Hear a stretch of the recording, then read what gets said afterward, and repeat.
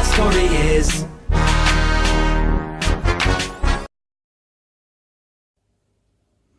Hello and welcome back to the channel. It's JPA here. Now there's something I want to talk about because it's constantly all over the news, all over Twitter, all over everywhere just now, and it's talking about consistency in refereeing. Now obviously Steve Clark brought up the other week saying that the referees weren't consistent. Didn't mention his own players, funnily enough.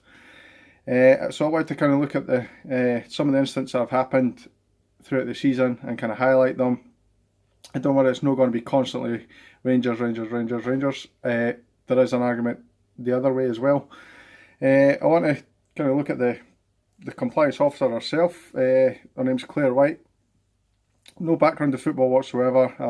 I'm led to believe she was involved in grassroots at some level. For me, it should have been an ex-referee and possibly someone who doesn't have any affiliation with Rangers or Celtic, who are obviously the two big, massive clubs. And also the only other thing that she's got on her CV is that she's got a degree in human rights. I don't know what that entails about football at all. There's no connection there whatsoever for me. For me, she's the wrong person for the job altogether. I don't think there should be one person as well. I think it should be a panel. She's not cited a single Celtic player to the panel since she's been here.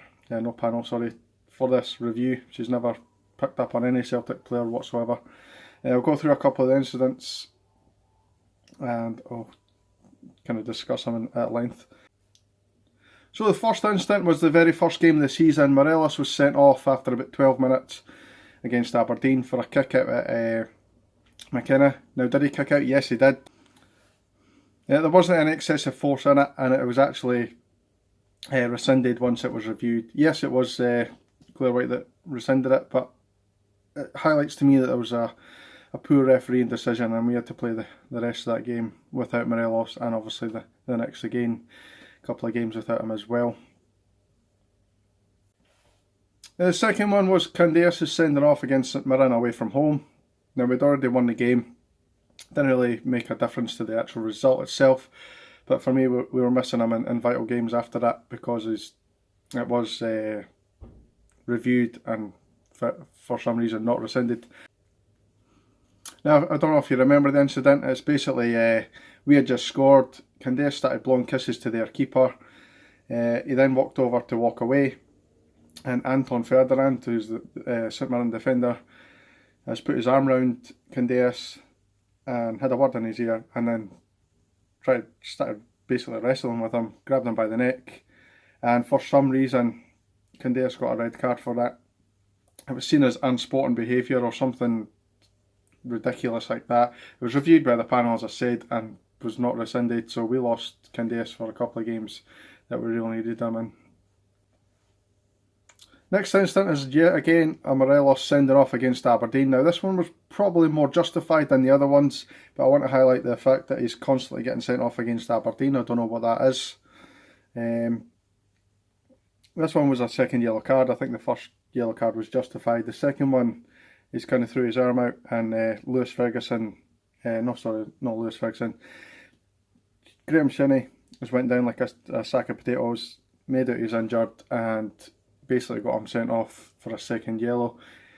Yeah, I mean, he did make contact with him, so you can argue that it was a yellow card, but I just wanted to highlight the fact that he's been sent off for the second time against Aberdeen, and only his second appearance. Next one is again Morelos getting sent off against Aberdeen at Pittodrie. Now, this was the most recent one, but it's been deemed to be dangerous play. Now, I know they got their player sent off as well, but we felt like there was no excessive force there, so we asked the panel to review it. I keep saying panel, I know it's the compliance officer, sorry.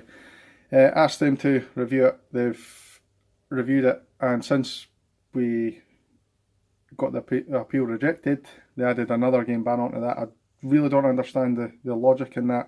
If you're thinking something's wrong and you go to ask them about it, you shouldn't be getting an additional ban for that. I really don't understand the logic in that whatsoever. So I've highlighted a couple of incidents there. I'm going to talk about a couple more in a second. I just wanted to say Rangers and Celtic this season have complained about refereeing decisions. Now, when Rangers did that, they were called into the court and they got a fine for that, for saying stuff about the referee. Or honestly, don't know why we were fined for that. In Celtic's case, they got an emergency meeting and the VAR was called into it, and they might introduce VAR. Why there's two different outcomes of that same situation, I really don't know. It just kind of strengthens my case a little bit, I would say. A lot's been made in the past few weeks, in particular about our penalties. A lot of penalties being awarded to Rangers. Sorry, I'm going to talk about them just to kind of outweigh and kind of balance it up a little bit. Rangers have been awarded 12 penalties in domestic competitions this season. They've conceded 2. Now that seems excessive, but you've got to remember we're in the box a lot more than these other teams, and we're going to get fouls, and a lot of them are, to be honest, are handball as well. You've got to remember that. There has been maybe 2 or 3 that probably weren't justified, but it's not me that gives the decision. It's no Rangers that give the decision. It's the referee at the end of the day. And if any decision is wrong, then it should be reviewed again by the compliance officer. So that kind of puts it for that argument as well. In terms of red cards, Rangers have had 6 red cards for this season and 4 against. Again, red cards are red cards, and not every one of them has been justified in my eyes, particularly the Candeas one, which is just outrageous. I don't think I've seen a red card decision as bad as that since Andy Halliday got sent off for celebrating in the middle of the pitch. Remember, he did this when we scored, and he was sent off a couple of years ago in the Scottish Cup.